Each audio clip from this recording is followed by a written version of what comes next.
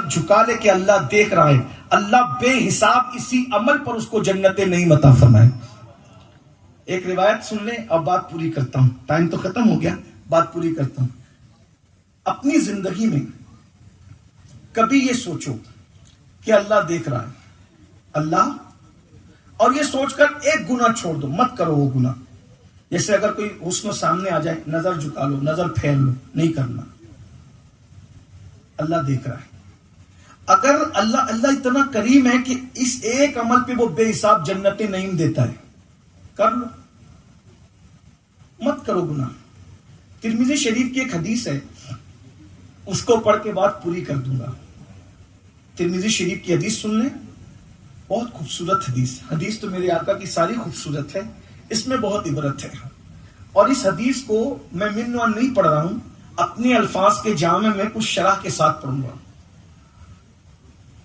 آقا علیہ السلام فرماتے ہیں، جس کا مفہوم ہے کہ بنی اسرائیل میں ایک جوان تھا، اس کا نام کفل تھا۔ کفل، حضور علیہ السلام نے اس واقعے کو کئی مرتبہ بیان فرمایا۔ کفل جو جوان تھا، اس کو لڑکیوں سے بہت تعلق تھا، بڑی محبتیں تھی، یعنی وہ زانی تھا، بدکار آدمی۔ کچھ لڑکے ایسے ہوتے ہیں نا، بے باک ہوتے ہیں، اور بڑا بے باک تھا۔ لیکن اللہ کی شان کہ اللہ نے اس کو خوبصورتی بھی دی تھی اور دولت بھی بہت دی تھی، بہت دولت مند تھا وہ۔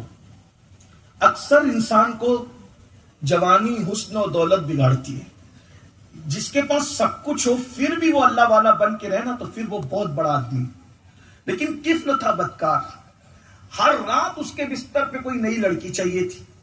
ایک دن کفل اپنے بستر کے لیے کوئی نیا شکار ڈھونڈنے نکلا تھا کہ سامنے سے اس نے دیکھا کہ محلے کی بہت خوبصورت لڑکی آ رہی ہے۔ اس لڑکی کو دیکھ کر اس کو احساس ہوا کہ میں اس لڑکی کو اپنے جال میں کیسے پھنساؤں۔ تو ہوا یہ کہ وہ لڑکی ضرورت مند تھی، اور ضرورت میں ایسی پھنسی تھی کہ وہ لوگوں سے مدد مانگ رہی تھی کہ میری کچھ مدد کر دو، میری مدد کر دو۔ کفل نے سوچا کوئی مدد نہیں کر رہا ہے، میں اس کی مدد کروں گا اور اس کی مدد کا ناجائز فائدہ اٹھاؤں گا۔ ایسے میں کفل نے اس کو اپنی طرف آتے دیکھا، اس کو چند سکوں کی ضرورت تھی، کفل نے اس کا دامن سکوں سے بھر دیا۔